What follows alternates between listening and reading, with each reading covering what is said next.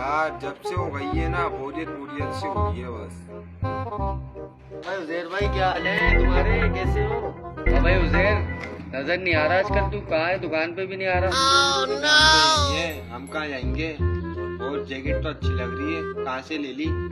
अबे उजैर, तुझे हमारे बारे में नहीं पता? हम बड़े बड़े मॉल से शॉपिंग करते हैं, ब्रांडेड चीज पहनते हैं।